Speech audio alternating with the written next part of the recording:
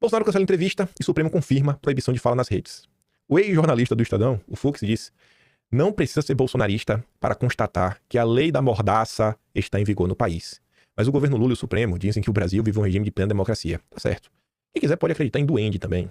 Na fada do dente. Melhor acreditar na fada do dente, né? Se você perder um dente, pra você ganhar R$1 aí. Ganhar moedinha. E aí eu vi vendo assim uns comentários, né? Assim, o Fux não é bolsonarista e tá falando isso. O Andreasa não é mesmo bolsonarista, é um perseguidor. E o Andreasa não escreveu esse texto. O ministro é um agente político, como Bolsonaro, Lula ou Trump, e só pensa em si. Eu fiquei assim, eu falei, mas como é essa história, né? Porque lá atrás era um apoio amplo e restrito. E agora, esse texto do Andreasa é estranho, ele casa muito com o texto do Mário Sabino também, e alguns posicionamentos. Você vê que o pessoal tá começando a ficar meio preocupado, que essa confusão tá começando a atingir a todos. Mesmo que ele não é bolsonarista, o Andreasa fala assim, ó, este país está exausto. O espírito do tempo é autoritário e a radicalização entre nós talvez sem precedentes. Por quê, né, Andreasa? Não nos faltam os valentes, os que, protegidos pelas prerrogativas de governar, dobram a aposta. Eles não pagarão a conta. Ninguém recua. Poucos os agentes políticos que ponderam. Não apenas o futuro da nossa economia está em xeque, o da República também. E mais profundamente, a credibilidade da República. É imenso o volume de pessoas que têm certeza de que prestamos, e falo da atividade jornalística, um serviço mentiroso. Eu tô nesse grupo aí, viu? Que acho que vocês mentem. Ao informar/analisar, com base num conjunto de princípios e regras que não seria mais existente. Porque o povo acha que já tá na ditadura, vocês estão de brincadeira com essas análises. E o André diz que isso é perturbador. É a pesquisa de opinião que importa nesta altura, sobre a crença em nossas instituições, jornalismo incluído, alargado, aprofundado, o fosso entre o mundo real e a ilha da fantasia que Brasília encarna. Ninguém recua, raros os agentes políticos que subordinam o exercício individual de poder, sempre em defesa da democracia, né? Aos limites dos poderes sob os quais atuam. E o ministro é um agente político. Já não se distingue a figura do juiz de corte constitucional. Há uma personalidade ali, como Bolsonaro, como Lula, como Trump, só pensa em si. O ministro não decide sem autografar, sem a sua assinatura artística. É um criador, tocado pós-moderno, que desafia, provoca os marcos da garantia de imparcialidade do julgador. Um criador delegadão que, para enfrentar o golpismo bolsonarista, desenvolveu o Supremo onipresente investigador. Um criador contorcionista de tipos penais, essas massinhas de modelar. Um criador inventor de modalidade de medida cautelar. Porque ele pode. Foi para a trocação. É briga de rua. Você apanhará. Você que não tem nada a ver com isso. Aí eu vi isso. Eu tô começando a observar o tom da imprensa, né? A Andresa Matais, vendo que ela está sendo proibida de entrevistar Bolsonaro, né? As pessoas estão começando assim a ver que, irmão, tá valendo a pena essa briga? Será que tá valendo a pena essa briga? Aí vem o Mário Sabino. Também não é bolsonarista de jeito nenhum. Lula deveria deixar a Supremo já ir de lado e negociar com o Trump, mas... E vem na mesma linha. Mais um insight assim, cara, tá começando a ficar ruim, velho. Eu tô começando a ser... Minha vida tá começando a ser abalada por coisas que não tem nada a ver comigo. É preciso enxergar a realidade tal como ela se apresenta. A corte se tornou uma instância política. Exatamente o que o André tá falando. E como tal, expõe-se a sanções políticas, inclusive externas. Deixa eu ver alguma coisa. O texto do André veio depois. Não há justiça ou injustiça na política. Existe apenas a defesa de interesses da parte de cada grupo. A política é um ringue de luta livre, e dependendo apenas dos limites morais dos contendores, desceria ou não golpes mais ou menos baixos, e em geral, eles não têm limites. O que eu estou querendo dizer é que não é problema dos brasileiros se Trump cancelou o visto de 8 ministros do Supremo e talvez ainda impôs sanções jurídico-financeiras aos que protagonizam os processos contra Bolsonaro, que é aliado dele. Afinal de contas, também, como disse um dos atingidos, eles sempre terão Paris. Obviamente, o certo seria que tivéssemos um Supremo apolítico, que se conservasse apartado dos outros dois poderes e que se dedicasse apenas a defender a aplicação dos preceitos constitucionais. Não haveria como não defendê-lo. Não ia ter como não defender o Supremo nesse caso. Mas isso deixou de ser o caso.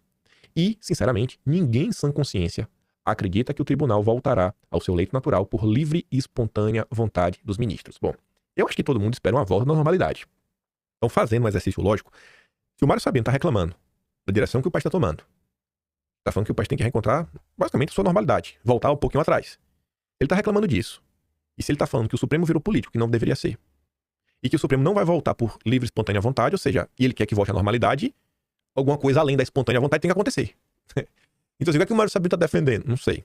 O final do exercício lógico eu deixo pra você. Me é curioso, sabe? Quando eu vou vendo, assim, uma repetição do mesmo posicionamento, aí vem ontem também o Vilela abrindo espaço, sabe? Por mais que o Vilela seja um mercenário, atrás de dinheiro, né? Falando, olha, gente, manda dinheiro aí pra fazer... O povo Bocó vai lá e manda dinheiro. Lê minha pergunta. Eu sabia que ele nunca lê. O povo mandou R$300 pro Vilela, não leu pra porcaria nenhuma. Depois leu no final 2 perguntas pra atacar o Eduardo. Mas mesmo assim, o Vilela abriu espaço pro Eduardo, né? O povo veio outro lado. Aí você começa a ver que tá engraçado isso, sabe? Tá engraçado. E não para por aqui. Calma que tem mais coisas. Né? Imprensa, Eu quero acreditar, eu quero não estar me auto-enganando com o meu lado torcedor, e começa a ter uma certa mudança no tom. Ele segue falando, né? Também seria ótimo se Trump não fosse chantagista. Mas a maioria dos americanos o elegeu, e é o que temos pelos próximos 3 anos e meio. Diante desse quadro incontornável, seria preciso concentrar-se na verdadeira origem do atual problema da relação do Brasil com os Estados Unidos, que é a tarifa, de 50%. Trump colocou o Bolsonaro no meio da história, mas ele está irritado mesmo com Lula, que transformou o Brasil em garoto de programa da China, principalmente, né, e da Rússia, como já dito aqui. Essa história de usar outra moeda, que não dólar, né, nas trocas comerciais, é uma ideia de jirico, brotada no charco do anti-americanismo. Nem os chineses, que querem destronar os Estados Unidos como potência hegemônica, nem os russos, que adorariam contornar as sanções do Ocidente à sua ação imperialista, veem a substituição do dólar como uma realidade.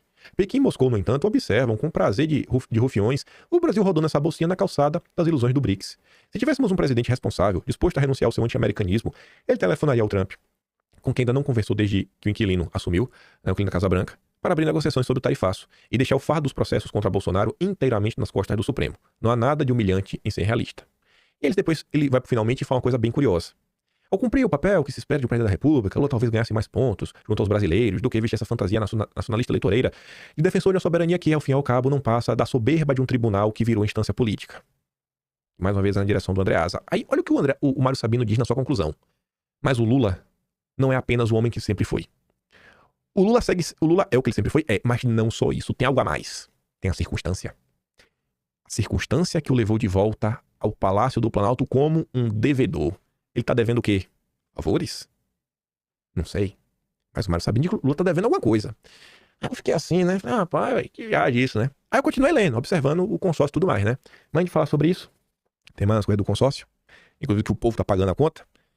O Vilela ainda não acha que o Brasil é uma ditadura, né? Aqui é um mini diálogo de 30 segundos, melhores momentos da TV brasileira. Minha opinião, eu acho que a gente tá longe de uma ditadura. Tem excessos pra caramba, mas eu não acho que a gente tá numa ditadura, tanto que a gente tá fazendo esse programa aqui, né? Isso é um sinal. Mas você tem coragem de chamar o argentino? Aí não. Aí o Monark fez isso e perdeu todas as redes sociais, né? Pois é, então isso acontece aonde? Numa democracia? Ah, não sei, tem umas coisas aí que, né? A gente, melhor não arriscar. Pois é, né? Melhor não arriscar, né, Vilela? Mas é uma democracia. É uma grande democracia. Olha a democracia que o Vilela defende, né? O ministro manda revogar domiciliar e manda para a prisão idosas do 8 de janeiro por violarem cautelares. Aí o Esquerda na Net resolveu ler a notícia. O que é que a notícia diz, né?